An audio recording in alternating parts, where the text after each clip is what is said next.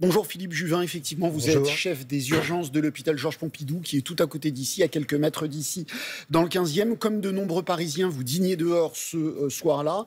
Vous avez été rapatrié dans votre service. Les urgences de Pompidou ont reçu ce jour-là une cinquantaine de patients qui sont tous arrivés relativement tard, vers 1h du matin, et à peu près en même temps. Racontez-nous ce qui s'est passé à partir de ce moment-là. Quand j'arrive à l'hôpital, vers 11h, j'ai été prévenu qu'il y avait ce qu'on appelait le plan blanc, c'est-à-dire la mobilisation des hôpitaux.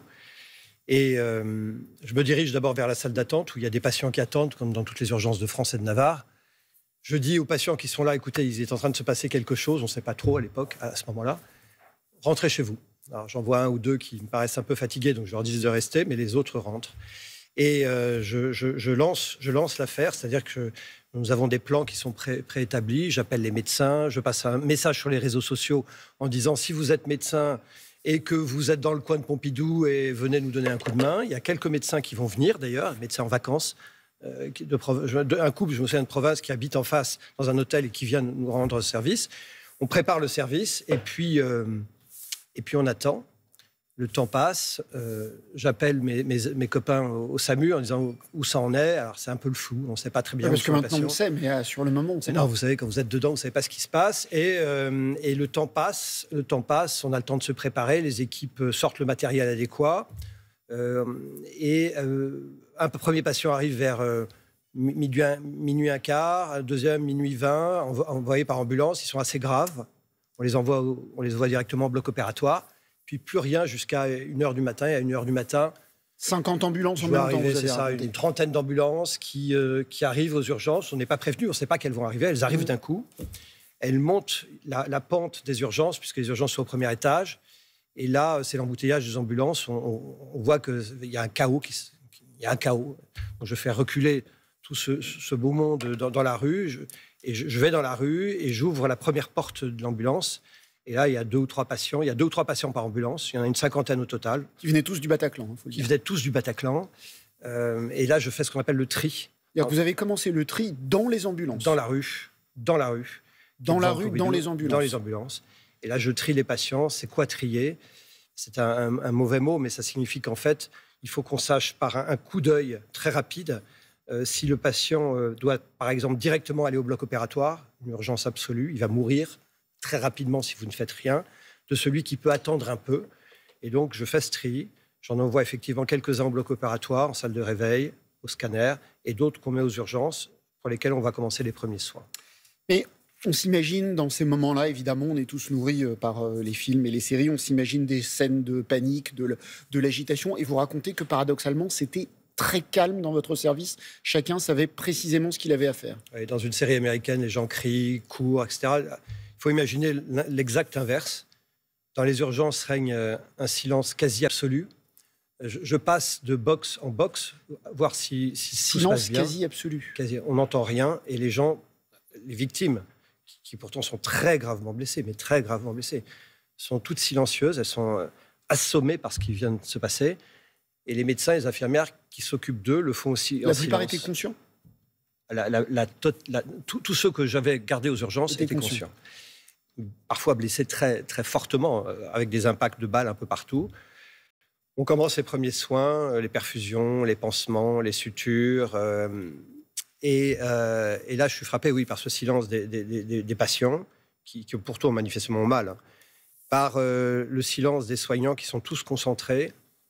Le contraire de la ruche hyperactive. Au contraire, un grand calme. Probablement parce que les gens sont... les professionnels sont entraînés, donc ça joue probablement à ce moment-là. Les gens sont concentrés sur leur tâche, et puis les patients, eux, je crois, ont vécu une chose tellement folle qui lui est tombée dessus que... On sait que vous avez été médecin dans théâtre de guerre en Afghanistan. On sait que la médecine d'urgence, c'est parfois faire des choix, décider qui aura une chance de vivre et qui en aura moins. Est-ce que ce soir-là, vous avez été confronté à cette obligation de faire des choix? Alors non, parce que en pratique, quand les patients arrivent aux urgences, c'est qu'ils ont déjà survécu. Ceux qui sont morts sur place, ceux qui sont morts durant le trajet ou en attendant les secours, par définition, n'arrivent pas aux urgences. Tous ceux qui sont arrivés chez vous avaient une chance. Tous ceux qui sont arrivés chez nous, pour certains, étaient très gravement blessés. Ils auraient pu mourir. Et heureusement, sur les 50 ou 60 que nous avons eus, nous n'avons déploré aucun décès. Justement, vous dites certains étaient très gravement blessés. J'ai lu vos témoignages après cette journée. Vous dites que vous avez connu la médecine de guerre. Vous dites que vous avez vu ce soir-là des corps qui étaient dans un état encore plus grave que ce que vous aviez pu connaître en Afghanistan. Bien sûr, parce que ce que j'ai vécu en Afghanistan, c'était souvent les victimes d'une explosion ponctuelle, d'une fusillade ponctuelle. Et là, on a des gens qui sont multi-criblés, avec plusieurs impacts. Et puis, vous savez, quand vous êtes en Afghanistan, c'est loin. Enfin, c'est loin. Vous vivez quelque chose qui est loin de votre quotidien. Et là, vous voyez celui qui pourrait être votre frère, votre fils.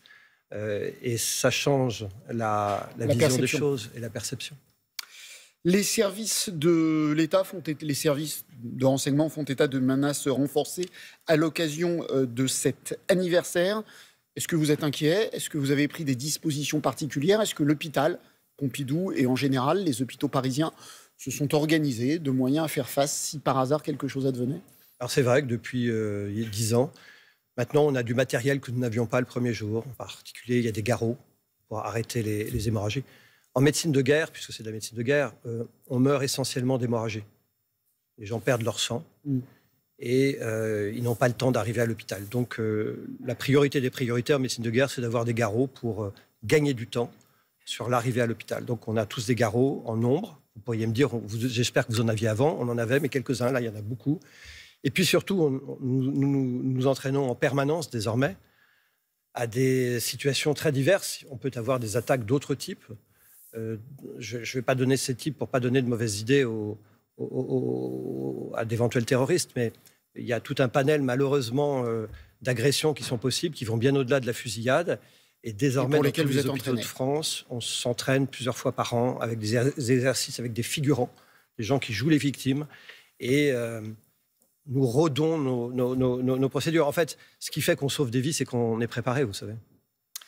Philippe Juvin, chef des urgences de l'hôpital Georges Pompidou, à l'époque, vous l'êtes toujours d'ailleurs, bien que vous soyez rapporteur général du budget, était l'invité des 4V. Très bonne journée à tous.